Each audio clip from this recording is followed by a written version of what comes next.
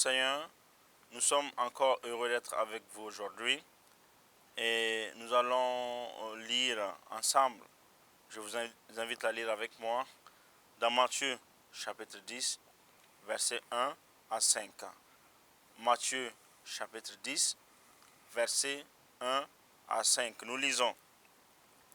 Puis, ayant appelé ses 12 disciples, il leur donna le pouvoir de chasser les esprits impurs et de guérir toute maladie et toute infirmité. Voici les noms des 12 apôtres.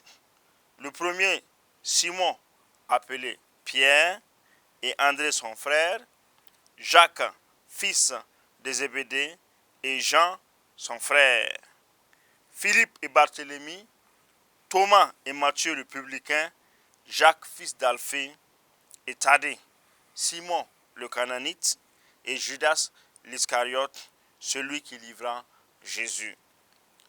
Tels sont les 12 que Jésus envoya, après leur avoir donné les instructions suivantes. N'allez pas vers les païens et n'entrez pas dans les villes des Samaritains. Gloire au Seigneur. Seigneur, bénis ta parole au nom de Jésus. Amen. Nous avons vu dans Matthieu chapitre 9, versets 35 à 38, c'était donc notre dernier message. Et si vous lisez dans ce passage, Matthieu 9, 35, 38, vous allez voir que Jésus donc a partagé avec ses disciples un cri de cœur, un problème qui était là par rapport au ministère. Il a dit qu'il y avait donc la moisson était grande, mais qu'il y avait peu d'ouvriers. Et comme solution, qu'il fallait prier le maître de la moisson pour qu'il envoie des ouvriers dans son champ. Et lorsque vous allez au chapitre 10, vous verrez donc que la prière de Jésus a été exaucée. Puisque dans le chapitre 10 de l'évangile de Matthieu, nous voyons comment Jésus a envoyé des disciples pour l'accompagner dans le service, dans la tâche que le Père lui a confiée. Et le thème de notre message aujourd'hui est voici comment le maître de la moisson envoie. Voici comment le maître de la moisson envoie. Voilà. Comme on l'a dit, Jésus a fait le constat que la moisson avait besoin de plus d'ouvriers. Et il fallait donc que Dieu envoie des ouvriers.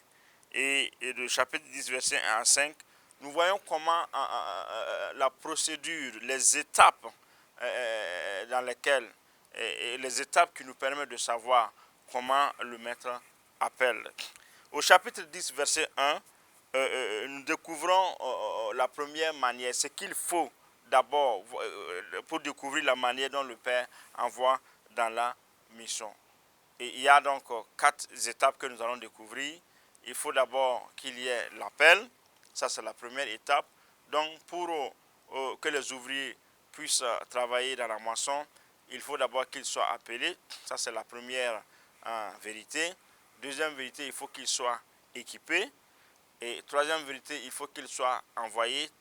Et avant d'aller sur le terrain, il faut que ces gens, ceux qui sont envoyés, reçoivent les instructions du Seigneur. Donc, premier élément dans l'envoi, et nous le découvrons dans Matthieu chapitre 10, verset 1, où il est dit, puis ayant appelé ses 12 disciples. Puis ayant appelé ses 12 disciples. Vous trouverez cela au début du verset 1. Jésus avait donc 12 disciples, puisque parmi donc la grande foule de disciples, il avait choisi 12 disciples. Il avait 12 disciples et ces 12 disciples allaient être les 12 apôtres qu'il va envoyer sur le terrain. Avant donc l'envoi des disciples sur le terrain, ils n'étaient pas encore des apôtres. Ils étaient simplement des disciples. Parce que le disciple, c'est celui qui apprend au pied du maître. Et si vous lisez bien, on dit, ayant appelé ses 12 disciples. Donc, c'était des gens qui ont cheminé avec lui, qui ont vu le ministère, comment il opérait, comment il agissait.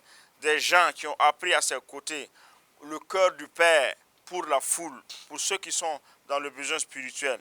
Il a appelé ses 12 disciples et il a fait de maintenant des apôtres, des gens qu'il allait envoyer sur le terrain. L'apôtre, c'est celui qui est envoyé. L'apôtre, c'est celui qui a appris au pied du maître. Le disciple qui a appris au pied du maître, qui a atteint une certaine maturité, qui a reçu et qui doit aller maintenant sur le terrain pour servir. Le disciple donc apprend au pied du maître et l'apôtre est envoyé sur le terrain pour servir. L'appel que les disciples ont reçu dans Matthieu chapitre 10 était un appel spécial. Ce n'était plus un appel pour le salut, parce qu'ils avaient déjà reçu l'appel pour le salut. L'appel qui se trouve dans Matthieu chapitre 10 n'était plus un appel pour venir suivre Jésus, mais un appel pour venir servir Jésus. Ça, c'est deux choses fondamentalement différentes. Et si vous regardez bien dans Matthieu, dans l'évangile de Matthieu, vous allez voir comment Matthieu a été appelé, par exemple. La Bible dit qu'il était assis dans son bureau, comme collecteur d'impôts, et Jésus l'a vu là-bas, Jésus lui a dit, toi, suis-moi. Il a tout abandonné pour suivre le Seigneur Jésus. Vous allez voir également comment Jésus a appelé ses disciples, Pierre et son frère, qui étaient des pêcheurs, qui étaient en train de réparer leur filet. Jésus les a vus au bord de la mer et Jésus leur a dit, venez et suivez-moi. Et progressivement, on peut découvrir comment les uns et les autres ont été appelés à être disciples de Jésus. Donc ces gens avaient déjà reçu un appel pour suivre Jésus. Mais l'appel que nous avons dans Matthieu 10, c'est un appel pour la mission, un appel pour le service. C'est comme l'appel que Samuel avait eu. Samuel était avec Élie, il a grandi auprès d'Élie. Et pendant qu'il était jeune, il était couché dans le temple auprès de l'arche de l'Alliance. Et Dieu l'a appelé Samuel une première fois. Samuel a entendu la voix, mais il pensait que c'était Élie. Jusqu'à la troisième fois, Élie lui a dit, lorsque tu vas entendre cette voix encore t'appeler, tu diras, Seigneur, parle, ton serviteur écoute. Donc, l'appel que Samuel a reçu cette nuit, c'était un appel pour un ministère prophétique. Et lorsque Dieu a appelé Samuel pour la quatrième fois et qu'il a répondu qu'il était là pour écouter le Seigneur, Dieu lui a parlé de ce qu'il avait dans son cœur pour la famille d'Élie. Dieu avait commencé à révéler à ce petit qui était présent dans le temple du Seigneur à côté de la présence de Dieu. Dieu avait commencé à lui révéler son cœur. C'était devenu le confident de Dieu. Et Dieu a dit à Samuel la même nuit, je vais punir, mon jugement va tomber sur la maison d'Élie. Et cet appel que Samuel a reçu, c'était un appel pour un ministère prophétique. Et ça a commencé la même nuit. C'est également l'appel que Jérémie a eu. Dieu a appelé Jérémie et lui a dit, Jérémie, avant même que tu ne sois dans le ventre de ta mère, je te connaissais. Et je t'avais mis à part. Lorsque tu étais dans le sein de ta maman, je te connaissais. Donc, Dieu a appelé Jérémie pour un ministère prophétique. C'était un appel pour un ministère prophétique. C'est également l'appel que le prophète Amos a eu quand il était berger. Amos était berger derrière son troupeau, derrière ses animaux. Et c'est là que Dieu l'a pris, derrière ses animaux, pour faire de lui un prophète pour le royaume de Dieu. Donc, Dieu continue d'appeler des gens et il les appelle pour une tâche particulière. Il les appelle, il les met à part pour une tâche particulière. La moisson est grande, mais il y a peu d'ouvriers. Est-ce que Dieu nous a appelés? Tu connais déjà le Seigneur Jésus. Ça fait des mois que tu t'es converti, des années que tu t'es converti. Ça fait longtemps que tu es dans l'église, que tu reçois les enseignements, que tu participes à des séances de prière. Ça fait longtemps que tu reçois. Et là où tu es, il faut maintenant que tu ailles sur le terrain. Mais je voudrais te poser la question, est-ce que tu as entendu cet appel du Seigneur qui te met à part pour te confier un ministère spécifique? Est-ce que Dieu t'appelle à cela? Qu'est-ce que Dieu t'appelle à faire? Je ne parle pas de l'appel pastoral. Je parle d'un appel à servir à quelque part dans son royaume. Il y a des gens qui viennent à l'église, comme on aime le dire, des gens qui viennent chauffer les bancs, des gens qui viennent comme des observateurs. ils ne sont jamais impliqués dans quoi que ce soit. Des gens qui aiment rester dans leur confort. Ils préfèrent venir à l'église, s'asseoir calmement, et faire son culte, se lever, prendre sa voiture, sa moto ou son vélo, rentrer chez lui. Il dit, je préfère ça, je n'ai pas de problème, personne ne me connaît, je viens, je reçois, je disparais. Non, Dieu ne t'appelle pas à venir recevoir et disparaître. Dieu cherche des serviteurs, des gens qui vont le servir dans son royaume. Il y a une maman chez nous à l'église qui m'a approché, qui m'a dit, pasteur, depuis longtemps, Dieu a mis dans mon cœur de nettoyer la cour de l'église. Depuis longtemps, il m'avait parlé, mais maintenant, le Seigneur a permis que je puisse répondre à cet appel, à cette invitation. Et cette maman, une fois par semaine, qu'il y ait des gens avec elle ou pas, elle est toujours là pour nettoyer la cour de l'église. Et grâce à elle, un travail peut-être que certains vont juger peu honorable, grâce à ce travail qu'elle fait, nous sommes dans un environnement propre. Il y a des mamans qui viennent nettoyer l'église, laver le sol, nettoyer, mais pour que dimanche, nous puissions nous retrouver dans un environnement propre. Je parle de cet appel, un appel à servir. Tous les appels ne seront pas pour des ministères visibles. Ce n'est pas tout le monde qui va s'asseoir sur les chaises des pasteurs. Ce n'est pas tout le monde qui va pouvoir tenir le micro pour chanter, pour prêcher. Mais Dieu peut t'appeler à être celui qui nettoie le WC pour que les gens puissent faire leurs besoins. Ceux qui ont peur, certains pays comme le Nigeria ou même la Côte d'Ivoire ou le Ghana ont vu dans certains endroits des gens qui étaient vestés, cravatés, qui sont assis devant les toilettes pour les nettoyer, pour que les fidèles puissent les utiliser. Et à chaque fois que quelqu'un entrait faire ses besoins, quelqu'un entrait pour nettoyer, pour entretenir ces lieux-là très propres. C'est ça. Peut-être que le Seigneur t'appelle à venir être par cœur, garder les engins, ou t'occuper de la sécurité, ou désherber la cour à chaque fois qu'il y aura la saleté. Quel est l'appel que le Seigneur t'a donné? Qu'est-ce que le Seigneur t'appelle à faire? Est-ce qu'il t'appelle à un ministère spécifique? Je dirais oui. Parce que lorsque tu l'as rencontré, c'était ton premier appel.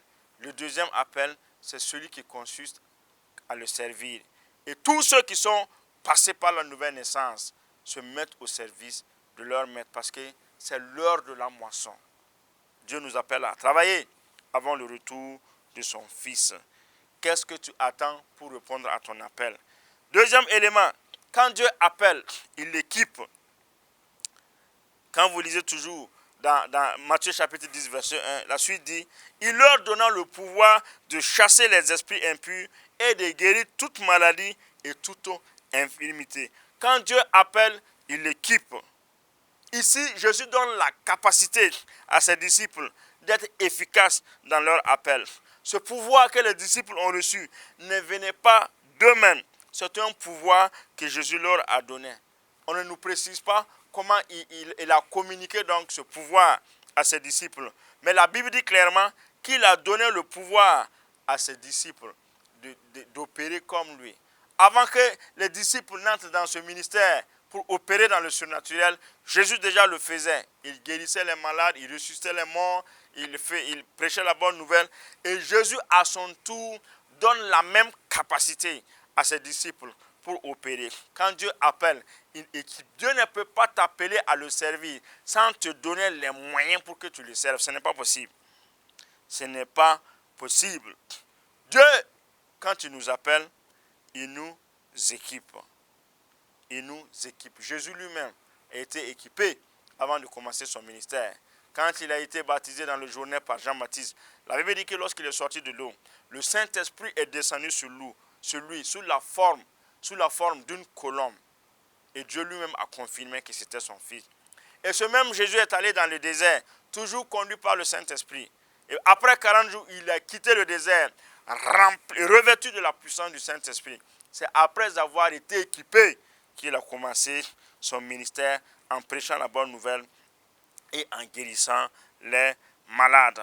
Paul également a été équipé avant de commencer son ministère. Quand Paul a rencontré Jésus sur la route de Damas, Dieu lui a dit, il y a quelqu'un qui va venir, il s'appelle Ananias, il va prier pour toi. Ananias est venu chercher Paul, il a prié pour lui. Paul a recouvré la vue. Premier élément. Deuxième élément, Ananias a encore prié pour Paul. Et Paul a été rempli du Saint-Esprit. Et dès que Paul a été rempli du Saint-Esprit, il a reçu de Dieu maintenant le pouvoir d'aller sur le terrain pour le servir. Dieu ne peut pas t'envoyer sur le terrain. Dieu ne peut pas t'appeler sans t'équiper. Tu ne peux pas accomplir ton ministère sans l'équipement du Seigneur.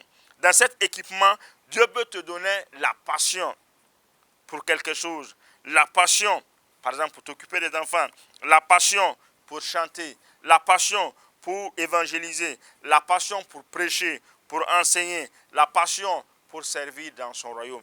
Il met en toi une capacité surnaturelle qui te permet d'agir dans le surnaturel pour le royaume de Dieu. À chaque fois que Dieu appelle, il l'équipe. Comme ses disciples, dans la chambre haute, Jésus leur a dit, ne quittez pas Jérusalem sans avoir reçu la puissance d'en haut. Il faut que vous soyez équipés. Quand Dieu appelle, il équipe. Et Dieu t'équipe pour que tu annonces la bonne nouvelle. Dieu a équipé ses serviteurs. Il a équipé des gens comme les Billy Graham qui prêchaient l'évangile dans sa simplicité. L'évangile dans sa simplicité. Et lorsque Billy Graham prêchait la bonne nouvelle, dans des endroits, dans des stades, les gens descendaient avec des larmes pour recevoir le Seigneur Jésus. Billy Graham ne faisait pas de miracles, mais il prêchait l'évangile dans sa simplicité et le Saint-Esprit convainquait la foule du péché. Il y a eu des serviteurs de Dieu comme les Renard Bonquet qui étaient non seulement pour prêcher la bonne nouvelle de Jésus, mais pour guérir les malades, pour ressusciter les morts, pour faire des miracles. Dieu équipe ses serviteurs comme il le veut. Il nous donne l'onction comme il le veut pour le servir. Quand Dieu appelle, il équipe. Troisième élément, quand il t'équipe, il t'envoie sur le terrain. Et quand vous lisez dans le verset 5 de Matthieu 10, il est dit, tels sont les 12 que Jésus envoya. Jésus les a appelés à quitter la Galilée pour aller vers les Juifs pour prêcher la bonne nouvelle. Nous sommes appelés à partir, à bouger, à aller où le Seigneur nous envoie. Le Seigneur nous envoie toujours d'un point A vers d'un point B. Du ciel, Jésus lui-même a quitté le point A où il y avait son trône, où il y avait sa gloire, où il était dans les honneurs, où il était adoré. La Bible dit qu'il s'est dépouillé pour descendre sur la terre, naître comme un bébé, grandir comme un serviteur, mourir sur la croix comme un esclave. Il a quitté d'un point A, d'un point B plutôt, pour servir le maître. Peut-être ton point B, c'est quitter la chaise là où tu es assis pour rejoindre la chorale. Peut-être que ton B, c'est quitter là où tu es assis pour rejoindre le groupe musical. Peut-être ton point A, c'est de quitter là où tu es assis dans ta paresse, dans ton confort, pour aller prêcher la bonne nouvelle dans le quartier, approcher les gens, prêcher la révélation du Fils de Dieu. Dieu nous envoie sur le terrain pour prêcher la bonne nouvelle. Il faut que tu quittes ton confort. Il faut que tu quittes là où tu es pour aller là où Dieu t'envoie. Dieu peut t'envoyer, il ne t'envoie pas nécessairement en dehors du pays ou en dehors de ton village. Il a envoyé Abraham. Il dit, Abraham, va là où je vais te montrer. Abraham est parti. Dieu continue d'appeler des gens. Il a appelé Jonas. Il lui a dit, va à Ninive. Quitte là où tu es. Va à Ninive et prêche la bonne nouvelle de Dieu. Dieu continue d'envoyer. Où est-ce que le Seigneur t'envoie? Est-ce qu'il t'envoie dans un ministère spécifique? Est-ce qu'il t'envoie dans ton village? Est-ce qu'il t'envoie en dehors du pays? Où est-ce que le Seigneur t'envoie à le servir? Tu ne peux pas rester là. Tu dois toujours quitter d'un point A pour aller vers un point B. Mais il y a des gens comme les Jonas. Quand on les envoie à Ninive, ils vont ailleurs. On les envoie à droite, ils vont à gauche. On les envoie devant, ils portent derrière. Ils ne veulent pas faire ce que Dieu leur dit de faire. Arrête aujourd'hui et obéis à la voix du Seigneur. Le Seigneur t'envoie depuis longtemps et tu résistes. Ne sois pas comme Jonas. Parce que tant que Jonas n'a pas obéi, il était dans des problèmes. Il était dans des troubles. Pour avoir la paix, il a fallu que Jonas dise, Seigneur, je ferai ta volonté. Peut-être que Dieu t'envoie depuis longtemps et tu es assis là où tu es. Tu ne veux pas le servir. Le temps est venu pour toi d'obéir au Seigneur et d'aller là où il t'envoie. Même s'il t'envoie dans un endroit difficile, sa présence sera avec toi. Je me rappelle quand nous étions toujours étudiants, un de nos professeurs d'implantation d'église nous a demandé où est-ce que vous pensez que le Seigneur vous envoie. Et tout le monde voulait aller là où c'était bien, là où il y avait à manger, là où il y avait à boire, là où il y avait la sécurité. Mais il nous a dit, même si le Seigneur vous envoie dans un pays comme l'Afghanistan, obéissez à la voix du Seigneur. Parce que lui-même sera avec vous pour assurer votre protection et pour s'occuper de vous lorsque vous y serez. Où est-ce que Dieu t'envoie? Va là où il te dit d'aller. Parce que lui-même, il sera avec toi. Il ne t'envoie pas pour rester derrière. Il t'envoie et lui-même, il t'accompagne pour accomplir la mission qu'il t'a donnée. Mais avant d'aller sur le terrain, il instruit. Après leur avoir donné les instructions, Dieu instruit toujours. Les instructions sont des directives que Jésus donne aux disciples sur la manière d'opérer dans le cadre de la mission qu'il leur a confiée. Et quand vous lisez dans Matthieu chapitre 10, à partir du verset 5, en descendant, vous découvrez les instructions que Jésus a données à ses disciples. Dieu voulant, à une autre occasion, nous allons examiner un à un toutes ces instructions pour voir quel est le message que Jésus voulait donner à ses disciples. Mais Dieu donne toujours des instructions. Quand vous lisez la Bible, de Genèse jusqu'à Apocalypse, vous allez voir que Dieu a toujours donné des instructions claires à ceux qu'il a envoyés. Il ne peut pas te dire, ah, va à Bobo, allez à Bobo faire quoi? Il te dira ce que tu dois faire à Bobo et comment tu dois le faire à Bobo. Dieu donne toujours des instructions claires pour lorsqu'il nous envoie sur le terrain. L'œuvre de Dieu se fait selon la manière de Dieu.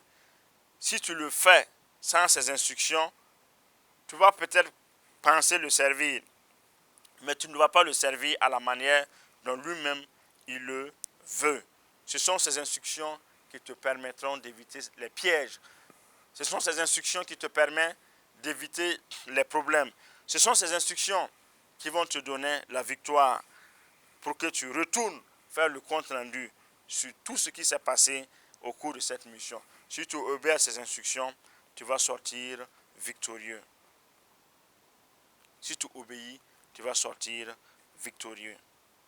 Jésus a envoyé les disciples pour la grande commission. Il leur a dit, allez dans toutes les nations. Faire des disciples dans toutes les nations, c'est 1. Faire des disciples, 2. Les baptiser, 3. Et leur enseigner tout ce que Jésus leur a prescrit. Il a toujours donné des instructions. Et lorsque les disciples ont reçu le Saint-Esprit, il leur a donné des instructions. Il dit, allez à Jérusalem, Judée, Samarie, jusqu'aux extrémités de la terre. Jésus donne toujours des instructions. Est-ce que Dieu t'a envoyé? Il faut que tu restes à ses pieds pour recevoir ses instructions. S'il te dit d'aller à droite, tu vas à droite. S'il te dit d'aller à gauche, tu vas à gauche. S'il te dit d'aller devant, tu vas devant. S'il te dit d'aller derrière, tu vas derrière. S'il te dit de t'arrêter, tu t'arrêtes. Il faut que permanemment, tu restes au pied du Seigneur pour recevoir ses instructions. Parce que si tu ne le fais pas, tu vas avoir des problèmes. Dieu a donné des instructions à ses serviteurs. Il y a des moments, il leur a dit, vous n'allez même pas combattre. La grêle va tuer les ennemis. Il y a des moments, il leur a dit, allez sur le terrain et combattez. Recevez les instructions. Il y en a qui ont reçu des instructions. Ont reçu des instructions de la part du Seigneur. Il y a 10 ans en arrière. Est-ce que tu es à jour avec les instructions du Seigneur? Peut-être qu'il y a 10 ans, il te disait de faire ceci. Mais aujourd'hui, qu'est-ce qu'il te dit de faire par rapport à ton ministère? Est-ce qu'il veut t'amener dans une autre dimension? Est-ce qu'il veut te donner de nouvelles instructions? Il faut que tu restes à l'écoute du Saint-Esprit. Voici comment le mettre en voie. Il appelle, il équipe, il envoie et il donne des instructions. Il appelle, il équipe, il envoie et il donne des instructions. C'est de cette manière que le maître de la moisson nous envoie dans la moisson. Que le Seigneur vous bénisse et qu'il vous fasse du bien Au nom du Père, du Fils et du Saint-Esprit. Seigneur, merci parce que tu nous donnes la grâce de te servir. Continue de nous équiper et donne-nous de recevoir tes instructions. Obéir et aller sur le champ missionnaire. Aller là vers où tu nous envoies pour te servir. Nous avons prié au nom de Jésus. Amen. Que Dieu vous bénisse et à la prochaine.